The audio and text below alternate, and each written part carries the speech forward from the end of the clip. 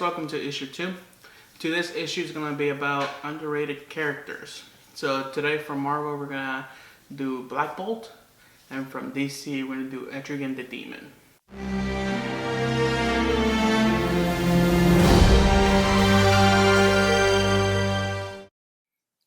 So first up we have Black Bolt, who is an Inhuman, and not only is he an Inhuman, he's also the leader of the Inhumans.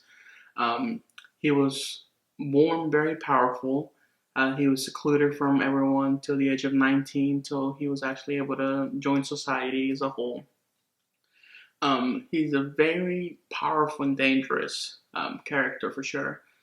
He has to have very strong control of his powers, or else it could be catastrophic. His power set includes the super speed, flight, super strength, super durability, and also supersonic scream. And all of this power set comes from him being able to control the electrons around him, and using the little tuning fork that's on his costume that looks ridiculous. Actually, it works as a conductor for his power. So he's able to shift all of that power to wherever he needs it. Therefore, how he has a bunch of different powers. But by far, his strongest is his supersonic scream. And it's so strong that he actually does not talk.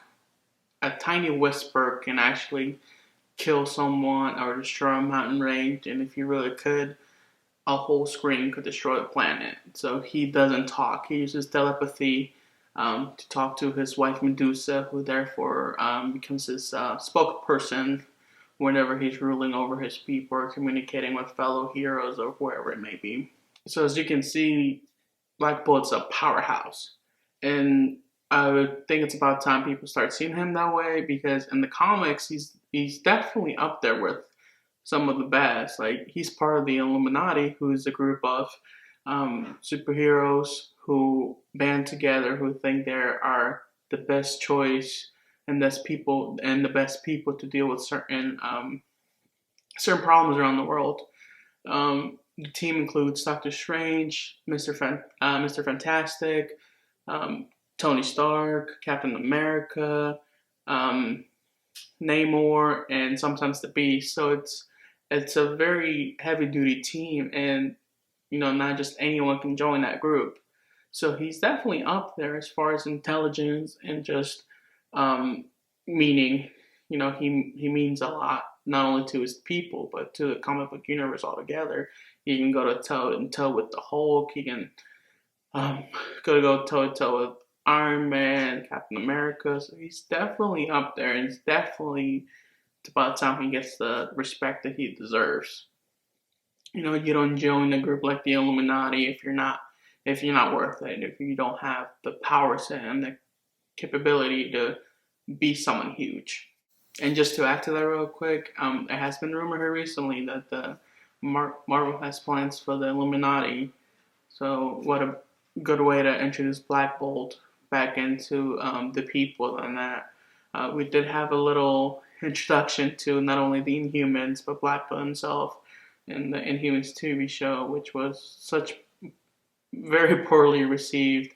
And I think it was very poorly planned, but it definitely has potential. So I'm looking forward to getting more of Inhumans in general.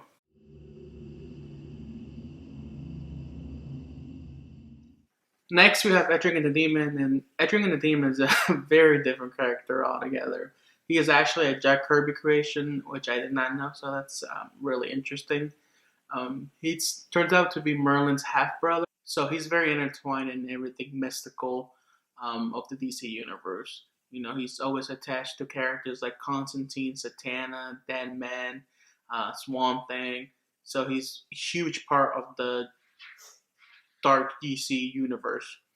If you don't know anything about those characters, I highly suggest you check that out. Just check that whole side. There is a couple Justice League Dark comic book runs. Each one has their own individual comic book runs as well, and they're having a couple animated movies that deal with that. And I believe they're working on the Justice League Dark TV show for HBO Max under J.J. Abrams. So that's definitely something that I personally would be checking out, and you should too. So back to Etrigan. As the name says, he is a demon. He was bonded to a human by the name of Jason Blood, and once they became merged, they actually became immortal. So he has been around since the King Arthur times.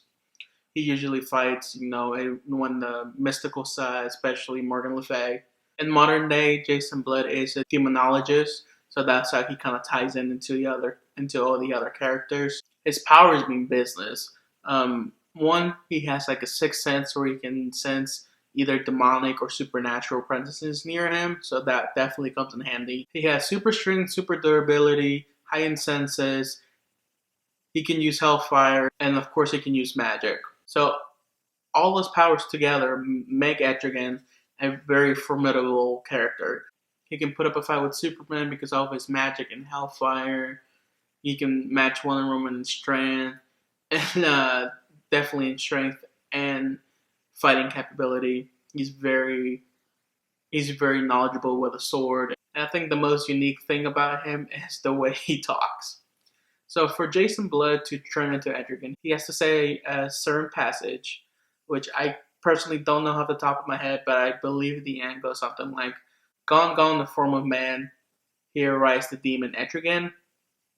And as you can tell, that rhymes. And I couldn't find it anywhere. It just kind of became a thing with Etrigan. As far as comics I can tell, is just the way Etrigan talks, everything he says rhymes. And that's just the way he talks. And it doesn't make him any weaker or anything. And if anything, it makes him even more entertaining. Especially to watch in animated movies, but as well as when you're reading his comics.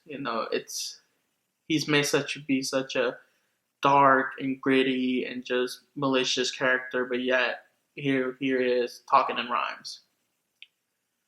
And one of the things I do like about the animated movies is he is portrayed as someone, if he doesn't think you're worthy of fighting him, he won't go all out. If he doesn't seem that you're worthy, he just knocks you out real quick and he doesn't enjoy it. But once he finds someone that can put up a fight, he loves it. It's like a thrill for him. He seeks it. So he's a very interesting character to say the least, but definitely one with the power set to back it up. So I think just characters like this, Black Ball, definitely just need better representation with the new stuff that both Marvel and DC are coming up with. Definitely has the wiggle room to introduce these characters and hopefully give them the boost that they need. It wasn't that long ago that people didn't know characters like Iron Man that well. They didn't know characters like Guardians of the Galaxy, Doctor Strange, and now look at them. They're billion-dollar franchises now, and people know them. They're people's favorites now. It's definitely something these characters can benefit from, and hopefully will happen to them because they deserve the limelight. So lastly, I just want to tell you guys what I'm going to cover in my next issue, which is going to be about the DC animated universe, which in my opinion is a lot better than the DC extended universe that we currently have. With the lack of live action movies that we have received this year, this is definitely something people should check out because they're great movies. They introduce great characters, some that you may not even know, and they connect with each other in a way that the DC extended universe should have connected. So definitely stay tuned for that. Make sure to check it out. See you guys next time.